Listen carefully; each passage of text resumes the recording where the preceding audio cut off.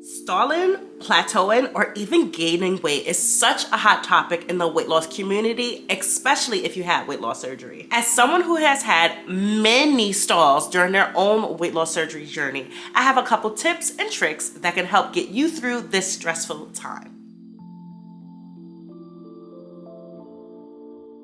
Hey girly, welcome back to my channel, and if you're new here, hi, my name is Janae. I make a lot of content centered around feminine wellness, self-development, and becoming your best self both internally and externally. So if that sounds like anything you're interested in, make sure you go ahead and hit that subscribe button. Like this video if you need more ideas on how to get you through your own weight loss journey, and comment down below and let me know what's a major roadblock you're having on your own weight loss journey, whether that's with fitness or eating, and let's see if I can help you. And without further ado, let's get into today's video. So I had my gastric sleeve weight loss surgery done on March 2nd of 2023, and I did a lot of research going into this, but this is a topic that I did not dive enough into. And if I did, I feel like I would have saved myself from a lot of heartache, a lot of sad times, and a lot of mental struggles had I known all of this information.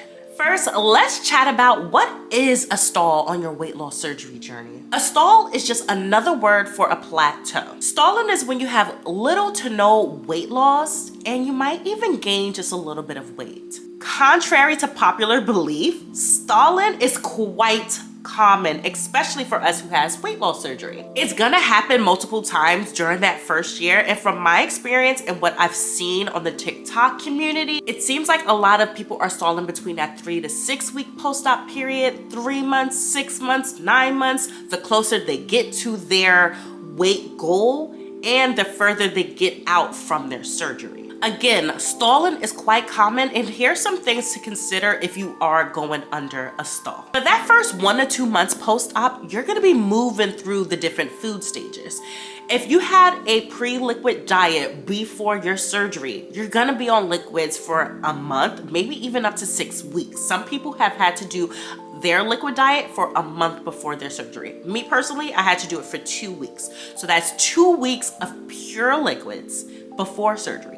2 weeks after surgery, and during that 2 weeks after surgery, you're barely even able to get your liquids in. You're struggling. So of course you're going to be dropping weight. I think I lost 23 pounds during my month-long liquid diet.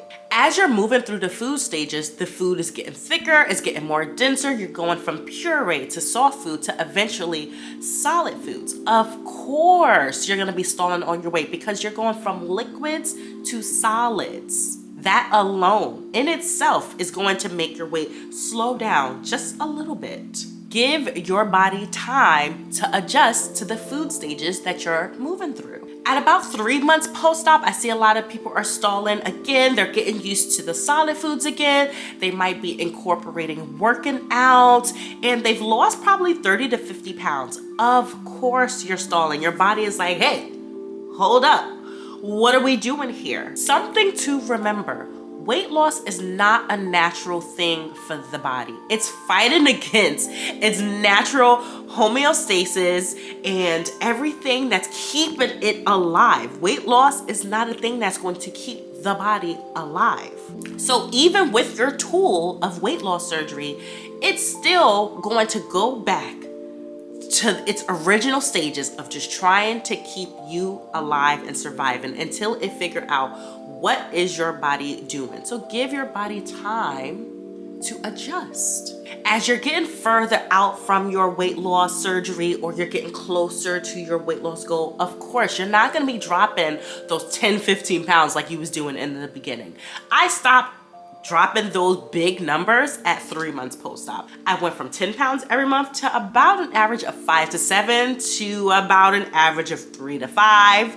Some months I gained, some months I just stayed the same. And now that I'm 11 months post-op, it's really slowing down. That honeymoon stage is over for me.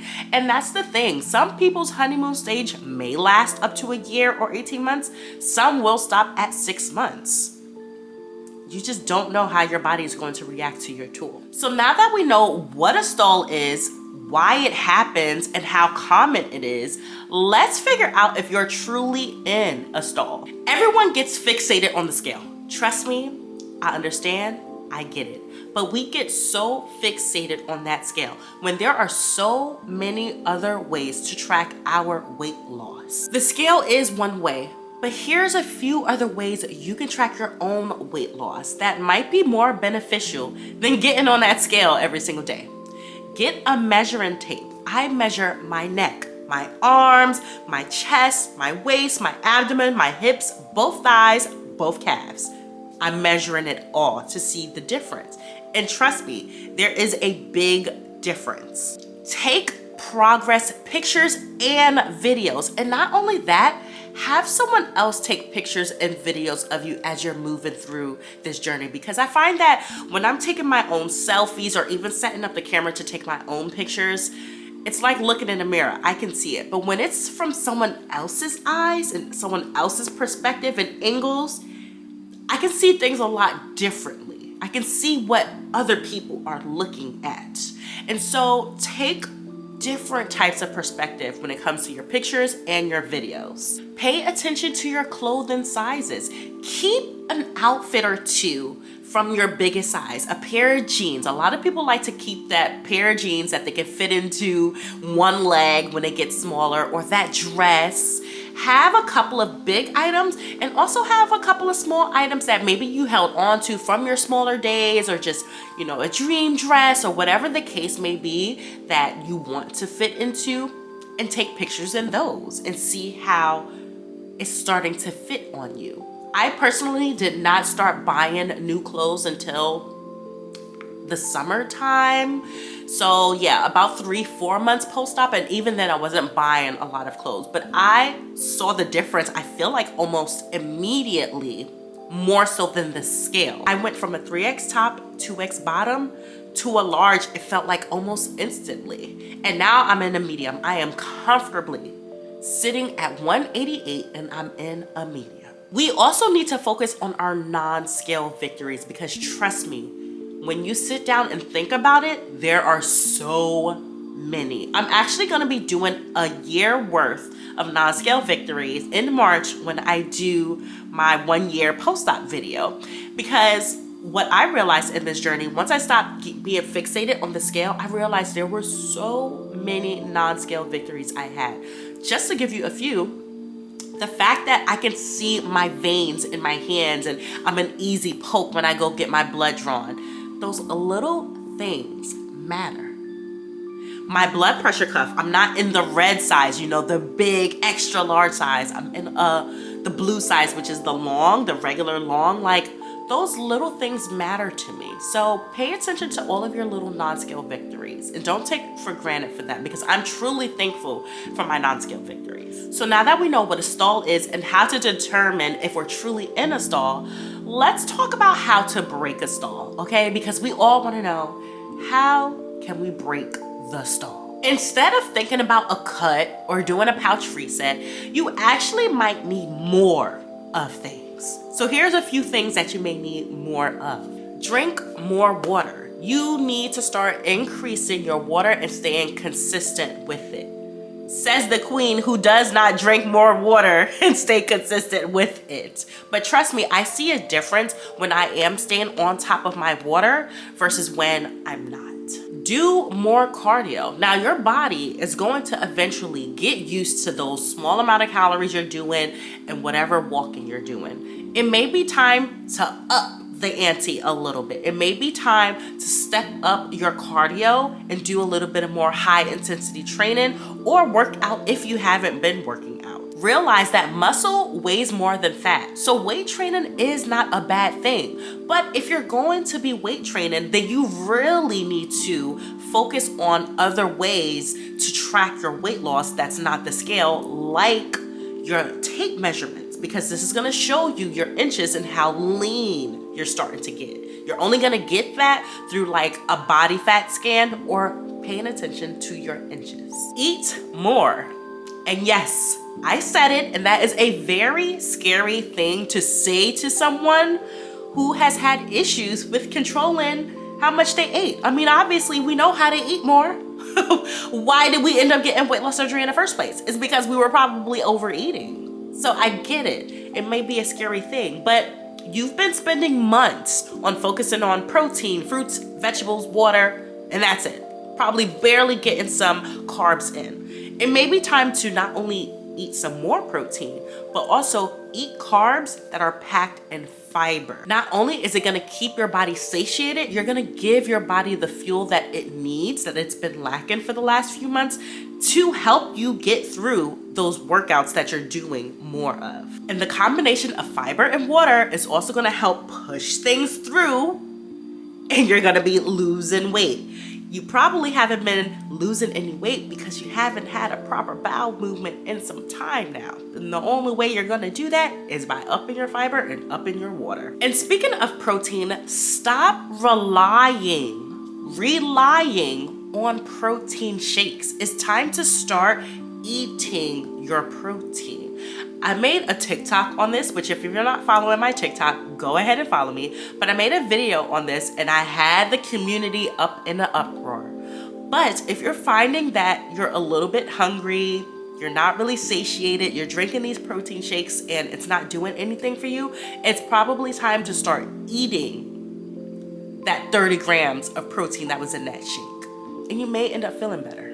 So eat more. You may also need to get more sleep and decrease your stress. Those two things play a big part in what our body is doing and how we're losing weight, especially that sleep. I notice every single time I don't get a good quality sleep, which is hard for me because I work overnight in the ER, my weight is all over the place. But when I'm finally in a good sleep routine, my stress is down, I'm in a good flow, I can get to my workouts because I'm not tired, I can move around throughout the day because I'm not tired. So pay attention to those things. Lastly, and here is the number one thing that is going to help you break your stall. Have more patience. Have more patience, okay? We cannot control what is going on. We cannot control when that stall is gonna stop. When is it gonna start back up again? I was in a stall for a month long last summer.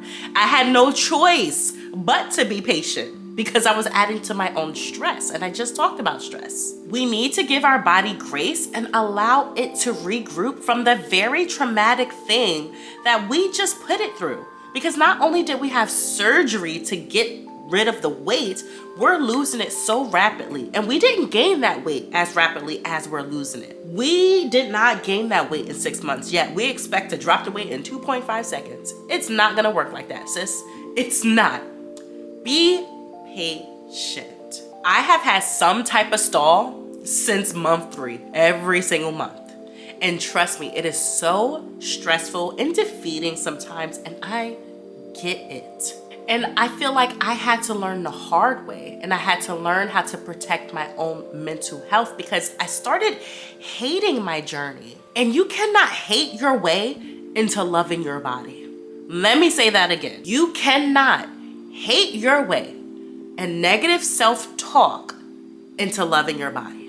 It doesn't work that way. When you begin your weight loss surgery journey, your entire life is going to change. Remember, you chose this journey for a reason. Even through a stall, it's working unlike any other method you have done before. Walk on faith, do what you're supposed to do, keep doing what you're supposed to do, and have patience. I hope this video was helpful to you. I wanted to give you girlies some great information and tips, the information I wish I had to help get you through your own weight loss surgery journey. You can connect with me over on my Instagram, on my TikTok. I'm extremely active over there and I make a lot of videos in the moment. So make sure you go ahead and follow me. I would love to continue this conversation down in the comments below. So let me know if you experienced your own stall during your own weight loss surgery journey, what helped get you through it, what advice and tips that you heard. Let me know because it can help me, but it can also help somebody else who's watching this video. So let's chat more down in the comments below. And if there's any topic that you want to cover, if any topic you want me to discuss or see from me,